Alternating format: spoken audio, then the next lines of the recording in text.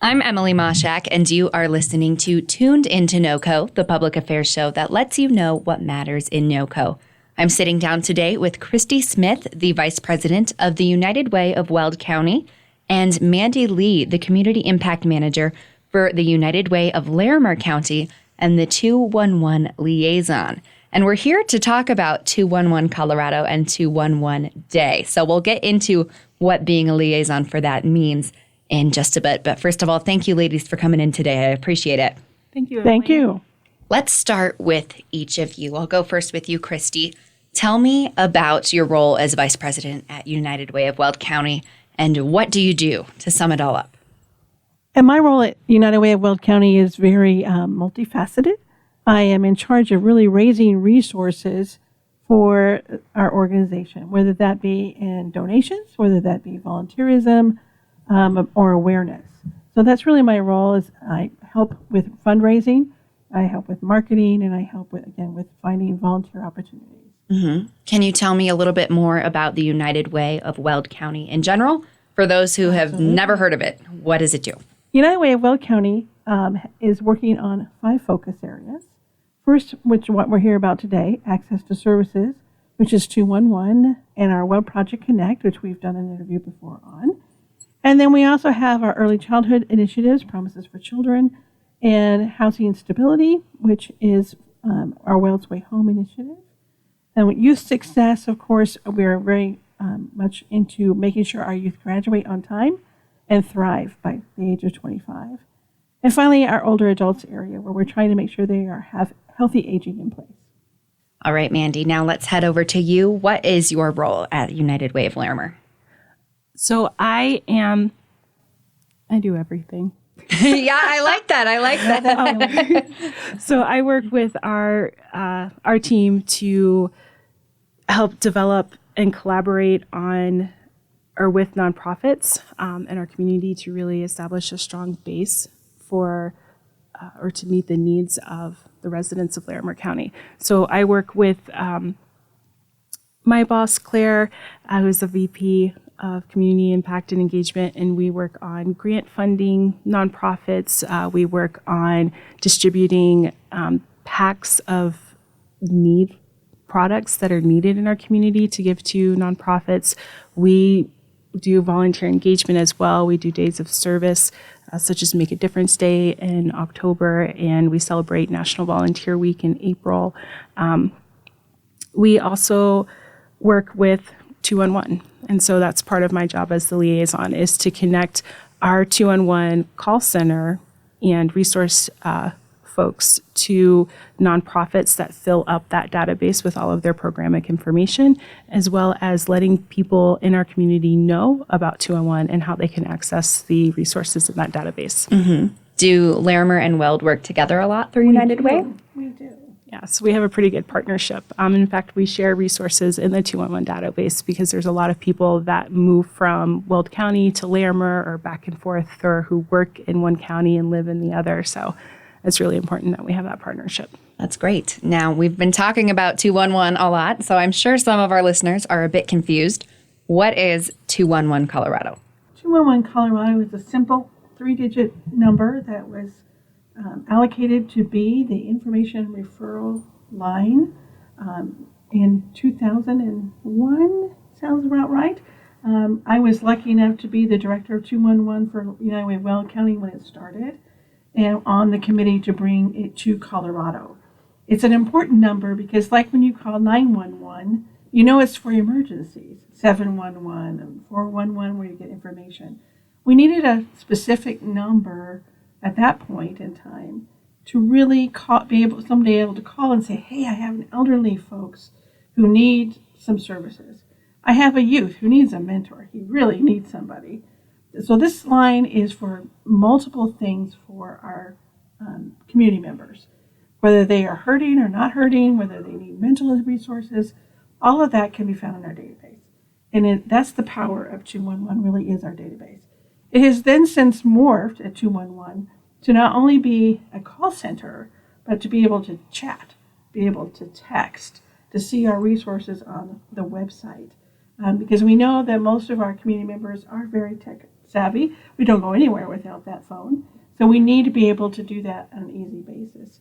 So for us at United Way of Weld County, our role is very similar to my neighbor here, is that we need to connect folks to the services and let them see how easy it is to access 211. Mm-hmm. I love the texting there too. I feel like a lot of people can be shy when it comes to personal issues, so I bet that helps a lot. Yes, and all you have to do is text your zip code to 211. And that will get a conversation started with one of our agents so that we can start looking up resources in that area, in that zip code. Mm-hmm. And to elaborate, one of the things that a comment that I just read, you dial 911 when your house is on fire. You dial 211 afterwards to get the support and resources and referrals you need after your house, like after a bad situation has happened. Yeah. So that we can really help you land in a better place. I love that. And you both kind of just gave some examples, if your house has been on fire or mental health or elderly, but can you dive into just a little more specifically what exactly you would call 211 for? Yeah, so we actually track all of the phones, all of the calls that we receive. We track all of the referrals that we give out. And I would say we probably have pretty similar top needs in our community. So right now, because it's winter, utility assistance, having to pay for gas or electric to keep your house warm is a big need. Rent assistance is also a big need with our community being very seasonal in work. Sometimes you're not able to have enough funds come in through jobs to help pay utilities or rent. And so we recently had a mother reach out to us. She had some medical issues that prevented her from working. And so she went into FMLA and short-term disability, but that doesn't cover the entirety of her bills. And she was about 3 months behind in her utility payment and owed the city almost $700 and was about to get her utilities cut off right before Thanksgiving. And she reached out to 211 and was able to be referred to agencies that had utility assistance. Salvation Army in Loveland and Berthoud was able to help her with her utility bills so that her utilities were not cut off. And then furthermore, our 211 occasionally gets grant funding that will allow in those emergency situations. And so we were able to extend that the help a little bit further and actually pay all of the back end of what she owed so that she was all caught up. And so that helped really elevate and put her in a position where she could roll into the holidays, roll into a new year without owing almost $700 in a utility bill. Wow, that's awesome. Yeah. What about you, Christy? How have you seen it impact the community? 211 is great for definitely finding information and referral of how to get out of some situations. However, sometimes our agency partners, as much as they can do, they sometimes run out of funds. And so we also, as a 211 call agent, they are trained to see if there's other resources or other things that they could do. Because we had a family who we were there was no utility assistance left for the month. It's actually sometimes too common. We need more money in that area for sure. But the call agent was able to talk to her then about some other bills that she had. What was she doing for childcare, for instance? And then getting her connected to a childcare assistance program. Getting her connected to the food bank for a commodities program to help with her grocery bill. All those things will then give that client an easier way to maybe restructure their budget, as you were talking about, because they need to also look at how they can learn to be different. We have a great success rate in both counties for being able to connect that person to what they need. We do a follow-up survey through the call center that gets back with clients and said, were you able to get that service? If not, why? What else can we do to help you? So I think it's more than just a one-time thing, too. People are learning that 211 can be a resource for many other different things, and that they help them find different avenues, for sure. That's really awesome. How has 211 impacted you or even United Way in general? Clearly, it's doing such great things for the community. How has that changed you since you've been working with it? When I was director of 211, it got to be, it can be very powerful when you're answering calls. And now that I don't have to do that, I have to say I admire the folks who have to work with that, because I am a blue, type personality that gets upset when people don't have what they need. So, I think you have to work with those folks and see what really makes a difference for you. And then it really impacted me at United Way because I was able to also to offer those to folks who didn't think they needed help or might have known. For instance, we had our president and CEO even had a mother who lived down in Florida, mother-in-law who lived in Florida. And she was able to connect with the 211 in Florida to help her, that elderly mother-in-law.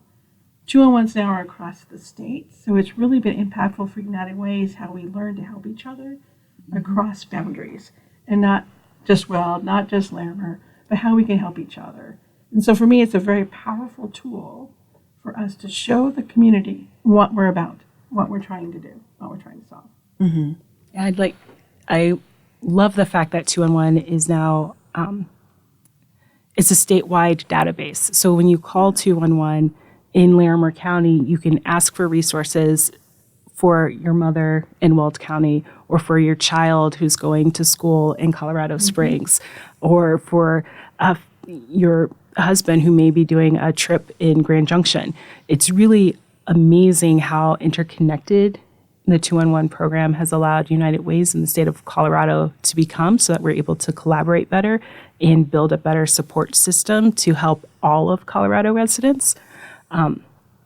I just think it's just a really powerful tool and resource. It's really built a great network for us to work together, all together, so we can start living united across the state.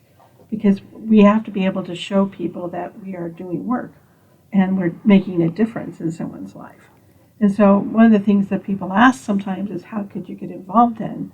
And so we also work with volunteerism, I know, with that. When we had a flood in 2013 here in Weld County. Larimer County as well. Yes, you guys were there too.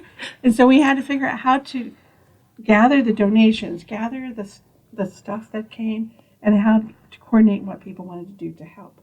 And 211 was instrumental in that across the state, not just in one county or the other, but across the state. So it is a tool that we can use to show the community that we do care.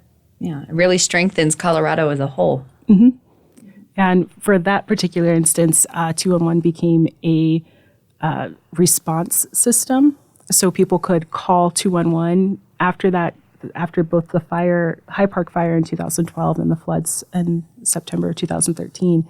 People were able to call 211 and get referrals for literally if their houses just burned down, or trying to figure out, are they in the evacuation zone for the flooding, or is it safe to move back? Can they go back to their homes now? Which meant that 911 lines were open and available for actual emergencies and not the response to an emergency. So 211 can really help in that capacity as well. And also long-term recovery. Because we have that database of information, we're able to keep it updated. And I'm sure you can account for this as well, but after the floods, we still had individuals, families who were still without a home and still needing resources a year or two and even 3 years after the floods were, quote unquote, officially over. Mm-hmm. It's a good system to help us, as you say, stay united. Yeah, I can't imagine Colorado without it now, even just learning so much about this. So let's talk about 211 Day on February 11th.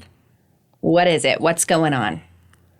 So we're just celebrating kind of like, I wish we could give free Slurpees like 7-Eleven does on 7-Eleven Day. That would be awesome. But instead, we can offer free resources and referrals on 211 Day. 211 is actually free for our community. It's free. It's confidential. You can call any day, but we really want to celebrate this resource that we have in our community. And what's amazing, or what's really awesome, is this year we're focusing on celebrating our agents who are answering the phones. As Christi said, it sometimes can be really devastating when you've had someone call. And actually in Larimer County, we have several seniors who call just to have that human connection. And so they'll call our agents and just talk for a little bit and find out, tell our agents how their day is going, and, just give them that human connection because of the isolation and the loneliness of being on your own. So we want to celebrate our agents this year, and so we're really focusing on them and what they do, because it can be draining. But we have a quiet room, so after an emotional call like that, they can, curl up in the rocking chair with a blanket and have, the sound machine on and listen to quiet music and just kind of, do a little bit of self-care. So I'm really excited about the opportunity to help celebrate our agents who are doing all of that hard work and talking to all of those people. Definitely. Each year we have a restaurant event normally on 2/11, but this year we're doing February 18th, 19th, and 20th at the Texas Roadhouse. They will give their 10% of their proceeds when you bring in and talk about 211 to bring awareness to 211. Our Texas Roadhouse in Greeley has been very, very supportive of that. And so it's just another way for people to recognize or to know what 211 is, because you don't know. What do I do with that? And so it's been a really good partnership for us, and it brings awareness to 211. We're doing, we've connected with and partnered with the cities of Fort Collins, Loveland, and Estes Park, and they'll be doing mayoral proclamations. So for February 4th Wonderful. In Loveland and Fort Collins, and February 11th, 211 Day in Estes Park. It's the first time that Estes Park has ever done a mayoral proclamation. So I feel very honored that they chose 211 at their town hall. So it's going to be official at their town hall. And that's the first time that they've done that. So I'm really excited to be a part of that. Our CEO, Annie Davies, will actually be up there, I believe, to accept that one. And we're going to be doing a lot of smaller events. This is the first time that we're really pushing 211 Day. So we're excited to be able to connect with our local radio station and let everybody know a little bit more about 211. That is great. Well, thank you both so much for coming in and sharing with me everything that 211 does. It opened my eyes today, and I'm sure our listeners are going to be very thankful to hear about it. So happy 211 Day to you both. Thank you. Happy 211 Day to you too. Again, that was Christi Smith, the Vice President of the United Way of Weld County, and Mandy Lee, the Community Impact Manager and 211 Liaison for the United Way of Larimer County. Don't forget that you can always call 211 Colorado if you need it, and celebrate all of these callers that work for 211 on February 11th, 211 Day.